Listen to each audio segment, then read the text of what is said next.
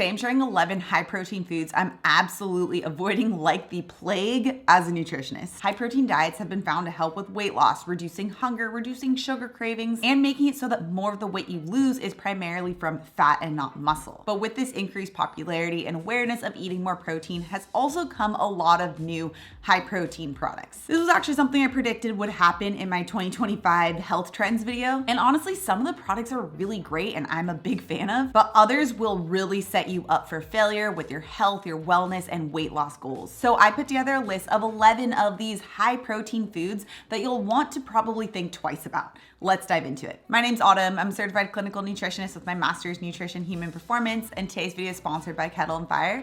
More on them in a bit. Okay, this first one are protein cereals. Now, I'm not against higher protein replacements as a general rule. For example, I've really come around to the idea of like chickpea and red lentil pastas because they do have a higher amount of protein, but especially because pasta is typically not eaten on its own. You usually are having it with other things that make it more of a complete meal. Like with the pasta example, you're usually having like meatballs or chicken or shrimp and some sauce and maybe some veggies in there. So you're still getting other nutrient dense, high quality sources of protein, fat, and fiber that's included with this higher protein alternative to pasta. Plus that higher protein alternative to pasta, like the red lentil pastas, are going to be lower glycemic load and make it so it's more helpful for your overall goals. But cereal is a different story, like a completely different story. Sure, we can say that we'll have the cereal like sprinkled on some Greek yogurt, and maybe there are some people who are doing that and having it as more of like a topping, but the vast majority of people, and this is how I would have cereal as well if I were having it, are just going to be having cereal with a bowl and some milk, maybe some almond milk. There's not really much that's added to it. The cereal is seen as the meal itself, which is problematic, especially if you're looking to achieve a weight loss or wellness goal, because let's just look at the ingredients of some of the more popular higher protein cereal brands.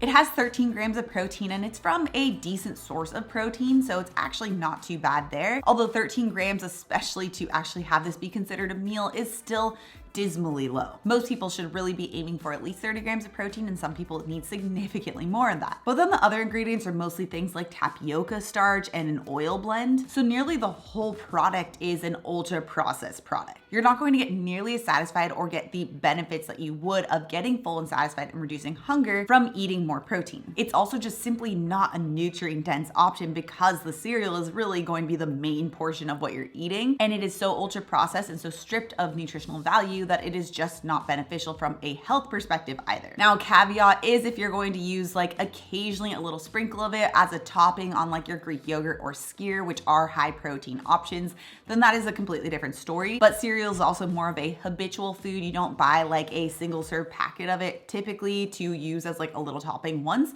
It's something that you have every single day. Okay, the second food are protein puffs. I believe this one is supposed to be like a chip alternative, sort of like a Cheeto alternative. And it's pretty much just made out of like milk protein and a lot of seasonings. Now, in terms of the protein source they're using, it's at least a higher quality source of protein. But here's why I wouldn't use this. It still promotes snacking behavior, and the entire snack is just still ultra processed and nutrient poor. Studies just show that when we can stick to 3 meals instead of having 6 small meals throughout the day, we actually feel much more satisfied and full versus having those 6 meals. So one of the main supposed benefits of eating more protein being that it helps to make us feel more full and satisfied, which helps prevent us from eating beyond our body's needs. Switching to snacking behavior with these ultra processed types of protein alternatives isn't going to be the best use of your time to actually achieve that goal. Okay, the third are protein cookies. I honestly think it's even hilarious that this has advertisement on the front as being like a protein cookie, or rather promoting the protein value of this cookie. But here's the trick with a lot of these different protein cookie brands is that if you look at the amount that's advertised on the front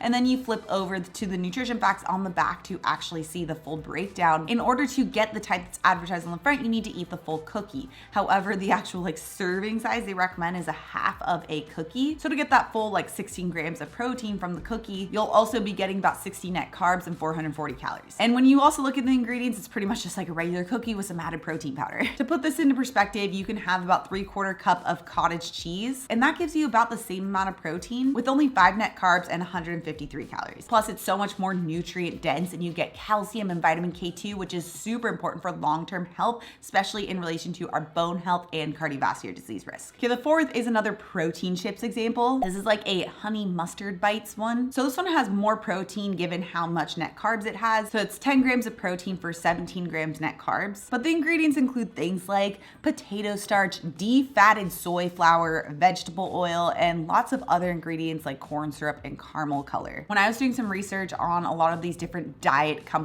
and rating all the different diets, I found that a lot of them have these different like snack companies and different types of like processed food companies that make these low calorie, maybe like higher protein alternatives that specifically fit their very low calorie diets. And it's still usually just a lot of really ultra processed junk food. They're really not designed for long-term health in mind, or not really designed for long-term weight maintenance in mind either. I mean, there's only so long that you can stick to something like the 1,000-calorie diet that is sometimes prescribed by a lot of these companies, especially because these types of companies usually primarily recommend eating their ultra processed prepackaged foods. Now, before we move on, I want to give a huge thank you to today's sponsor, Kettle and Fire. Kettle and Fire is my all-time favorite bone broth company, and they slowly simmer bones from grass-fed cows to make sure that they're pulling out as much collagen as possible. Now, I know how to make bone broth. I've made bone broth in the past, but honestly, I'm just so busy being a mom, being pregnant, and running a business that I just don't have the time to think about, let alone to actually make my own homemade bone broth. But bone broth is such an amazing source of high quality whole food source of collagen, and collagen can help to contribute to those other sources of protein to make you feel more full and satisfied. It's great for joint health, for skin health, and I love that Kettle and Fire makes high quality bone broth so accessible and convenient. I love that I can just grab a container out of my pantry and always be able to add bone broth to any meal of mine. Like, I'll put it in my sauces, in my stews, in my chili. I've even made a chocolate peanut butter bone broth smoothie before, which might sound strange, but was actually really delicious. Kettle and Fire is just high quality, tastes great, and makes adding high quality bone broth into my meals so much easier. And Kettle and Fire is super generous, and they're offering my community 20% off your bone broth purchase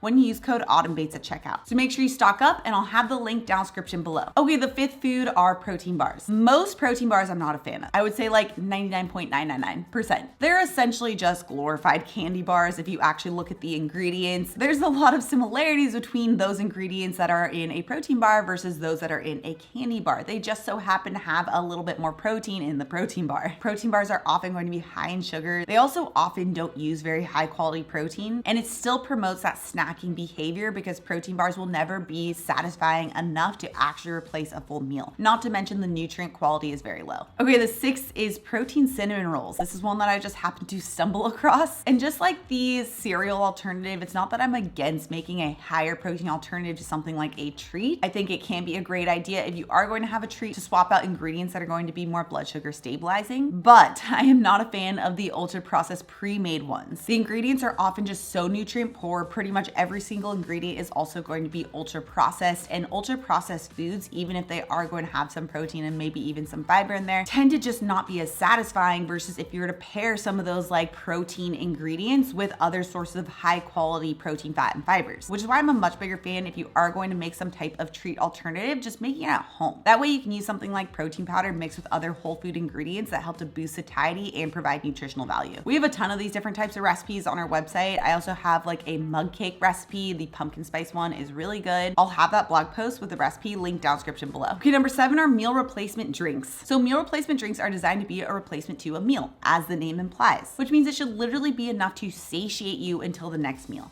not to promote snacking behavior. It also should actually provide nutritional value as well, meaning it should have micronutrients to actually support long-term and even short-term health. But unfortunately, just due to the nature of meal replacement drinks, this isn't really possible because they have to be shelf stable. They use pretty much entirely ultra processed ingredients, and they rely on ingredients like brown rice syrup and sunflower oil. Even ones that focus on better ingredients and higher quality ingredients will still never provide the same benefit as actually eating a meal that's rich in protein, fat, and fiber, especially because just the energy intake is so low with these. Typically, you're looking at about 250 calories for a lot of these like meal replacement drinks, which is simply just not enough to fuel a person. Ultimately, it just leads you back into more of that snacking behavior. But this is why I am a fan of smoothie smoothies instead, because you can pack it in with a lot of those high quality protein, fat, and fibers to help support those weight loss and wellness goals, while also getting in some more nutrient dense foods like chia seeds and Greek yogurt, and actually make it substantial enough to be a full and satisfying meal while still being able to bring it with you on the go. In fact, you should check out my recipe for the healthiest protein smoothie. You can find it right here. Number 8 is cereal bars. Are these better than traditional cereal bars?